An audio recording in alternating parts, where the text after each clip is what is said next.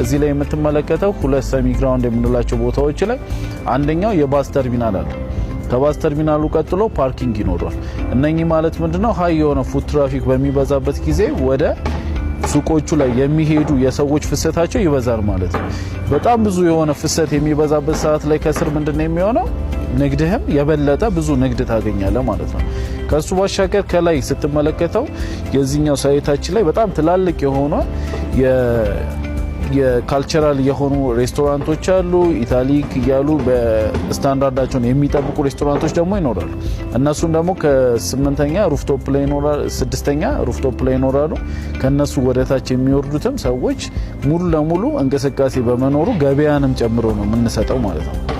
ለየት የሚያደርገው እንደየሳይቶቻችን ስለ ጥበብ ሞላው አንደኛው ደግሞ ሮለር ኮስተር የምንለው እዚሁ አንድ ላይ የምንሰራ ይሆናል። ይሄኛው ደግሞ ምንድነው ለልጆች መጫወቻም ለተለያዩ ነገሮች እንደ ኢንተርቴይንመንት ለማድረግ እዚህ የሚመጡ ሰዎችም ገበያውን ያገኙታል ማለት ነው። ስለዚህ ለየት ያለ ነገር ለነጋዴው ይዘንለት የመጣ ነው።